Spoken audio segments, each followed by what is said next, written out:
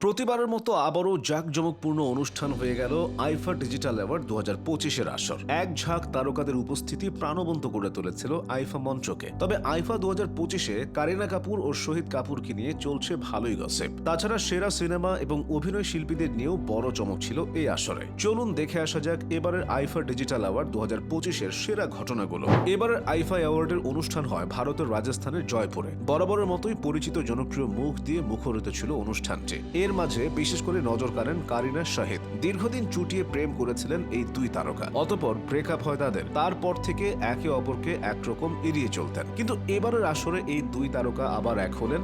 মঞ্চে শহীদকে দেখে জড়িয়ে ধরেন কারিনা কাপুর। খোশ মেজাজে গল্প করেছেন দুই তারকা। তবে বহু বছর পার হলেও প্রাক্তন প্রেমিকার দিক থেকে যেন নজর সরছিল না শাহিদের। অবশ্য এই কারণে এখন বলিপাড়ার দর্শক ও নেটিজেনরা সংসারের অশান্তির তথ্য দাঁড় করিয়েছেন। কারণ কথা উঠেছে শাহিদ কারিনার কারণে নাকি শাহিদ কাপুরের সংসারে এখন অশান্তি চলছে। যাই হোক, এসব গুঞ্জন প্রতিবারই হয়, তা নিয়ে বেশি ভাবার কিছু নেই। এবার আসা যাক পুরস্কার বিতরণী অনুষ্ঠানে। কে কোন পুরস্কার জিতলো আর কোন সিনেমা সেরার খেতাব পেল তা এবার জানার পালা। এবারের আসরে সেরা সিনেমার পুরস্কার জিতেছে অমর সিং চামকিলা সিনেমাতে। মুক্তির পর থেকে ব্যাপক প্রশংসা পায় এই সিনেমার কাহিনী অমর সিং চামকিলাকে নিয়ে, যিনি কিনা একজন গায়ক। তার গান দিয়ে তিনি পাঞ্জাবের সাধারণ জনতাকে মাতিয়ে রাখতেন। মানুষের কামনা ও বাসনার রসাত্মক কথা গানে গানে তুলে ধরতেন তিনি। চামকিলা ছিলেন শিখ সম্প্রদায়ের। তো 1988 সালের দিকে পাঞ্জাবের মেহজামপুরে একটি শো করতে গিয়ে গাড়ি থেকে নামার সঙ্গে সঙ্গে তবে এই হত্যাকাণ্ডের পেছনে কারা ছিল তা এখন পর্যন্ত কেউ জানতে পারেনি। এই নিয়ে সিনেমার কাহিনী। অমর সিং চামকিলা আইফা ডিজিটাল অ্যাওয়ার্ডসে সেরা সিনেমা পুরস্কার পাওয়ার পাশাপাশি সিনেমাটির পরিচালক ইমতিয়াজ আলীও পেয়েছেন সেরা নির্মাতার পুরস্কার। এদিকে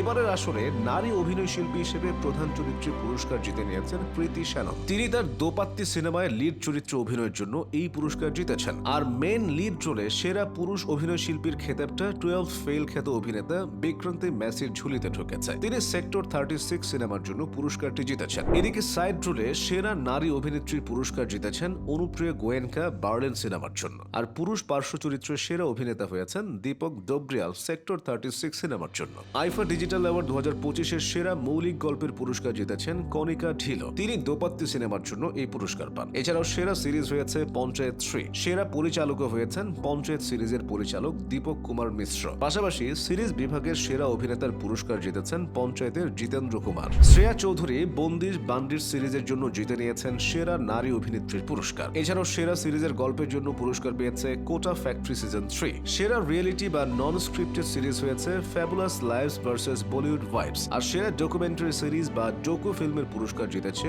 ইয়ো ইয়ো হানি সিং ফেমাস। অবশ্য এটি আইফা আসরের প্রথম ধাপ ছিল। এই আইফা অ্যাওয়ার্ডটি মূলত ওয়েব মাধ্যমের সিরিজ এবং ওয়েব ফিল্মের জন্য দেওয়া হয়। এর দ্বিতীয় ধাপের আসর গ্র্যান্ড আইফা অ্যাওয়ার্ডস নাইট ইতিমধ্যে অনুষ্ঠিত হয়ে গেছে, যেখানে আইকনিক সিনেমার 16 50 বছর উপলক্ষে বিশেষ উদযাপন হয়। এবারের আইফা অ্যাওয়ার্ডসে সঞ্চালকের ভূমিকায় দেখা গেছে কার্তিক আরিয়ানকে। অন্যদিকে কারিনা কাপুর খান সহ বেশ কিছু জনপ্রিয় তারকা আইফার মঞ্চে পারফর্ম করে উন্মাদনা ছড়িয়েছেন।